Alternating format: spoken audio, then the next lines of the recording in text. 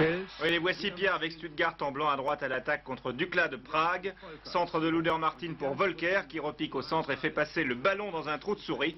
C'est le premier but de la partie, le premier but de Volker que nous allons retrouver d'ici peu. Il y a penalty sur cette action un peu cafouilleuse. C'est l'arbitre qui accorde ce penalty aux Allemands de Stuttgart, privé, notons-le au passage, d'Hansi Müller qui est suspendu jusqu'en janvier. Nous revoyons cette faute. Un défenseur bouscule, le numéro 8 précisément, bouscule un joueur de Stuttgart. Penalty donc qui est tiré par qui? Eh bien par Volker, encore lui. Et ça va faire 2-0 pour Stuttgart. 2-0 à la mi-temps. 56e minute, vous avez vu au départ de l'action le Tchécoslovaque Gajdusek. Bel échange et à l'arrivée encore Gajdusek, tir du gauche, un défenseur détourne le ballon du dos. Nous allons voir cela plus précisément sur le ralenti. Le goal de Stuttgart est parti sur sa gauche, un défenseur détourne donc le ballon. Au passage, Stuttgart 2, Prague 1. Stuttgart s'échappe pour de bon à la 66e minute sur ce coup franc. C'est Kelch qui marque. Kelch que nous allons retrouver à l'origine du 4e but de son équipe, but réussi par Olischer. Le voici. 4-1 pour Stuttgart, l'ancien club de Grèce a déjà un pied en quart de finale. Ce n'est pas le cas de Mönchengladbach contre Wrocław et pourtant le Borussia bénéficie d'un penalty sur cette action pour une faute commise sur Simonsen. 36e minute, Christian Kulik plus précisément, marque ce penalty au ras du poteau.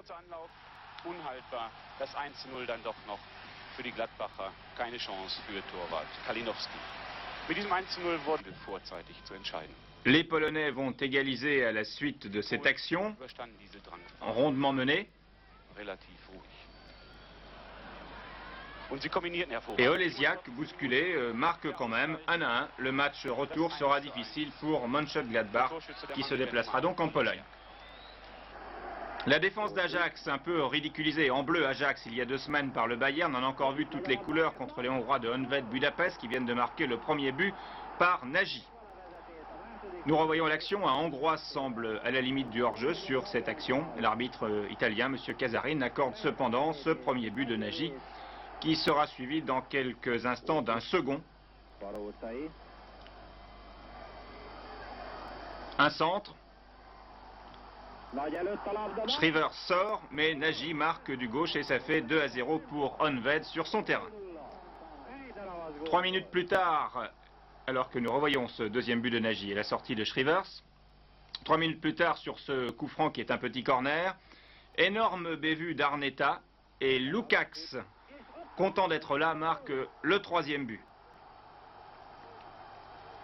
Très grosse faute de Arneta et le but de Lukacs. Voici enfin l'Ajax à l'attaque, l'Ajax qui va obtenir un penalty pour une faute sur Arneta. Voilà, dans le coin des 18 mètres, Monsieur Casarin n'hésite pas une seconde. Penalty, dit-il. Quelle aubaine. Et Ajax ne rate quand même pas ce genre d'occasion. 3-1 pour Honvéd qui va corser la note en bénéficiant également d'un penalty à 1 minute de la fin du match.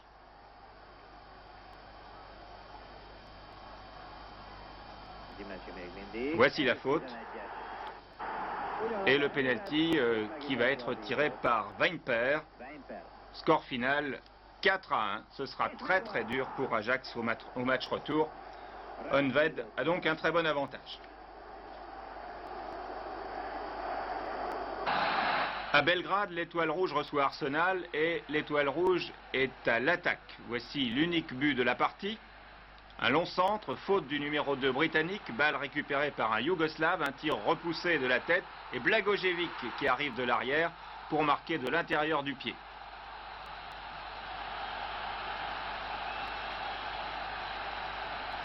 Cette action, nous la revoyons au ralenti. Elle permet à l'Étoile Rouge de battre donc Arsenal par 1-0.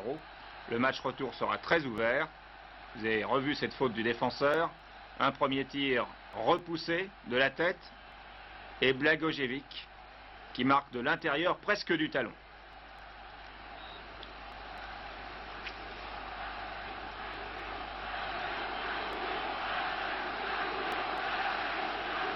Mario Kempes tire le corner pour Valence, Godin, le goal de Bromwich, échappe le ballon et Feldman marque pour Barcelone. Voici ce corner tiré par l'Argentin, tête de Feldman à 1-0 pour l'équipe de Lucien Muller.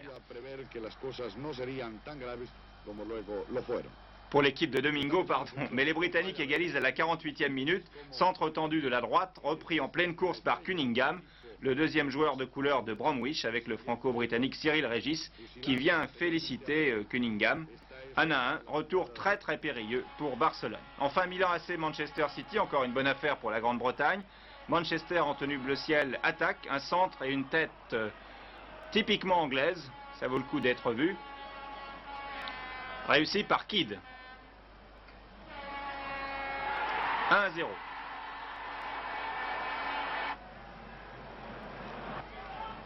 Deuxième but de Manchester, je rappelle que nous sommes à Milan.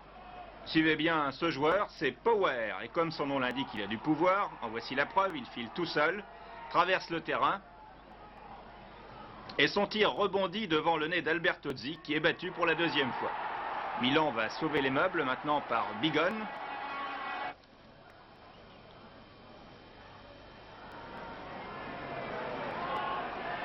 On s'est joué de la tête aussi en Italie. Bigon boxe la balle dans le but de Corrigan, 2-1.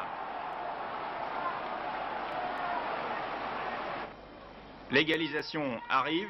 Mauvais renvoi de la défense britannique sur un premier tir.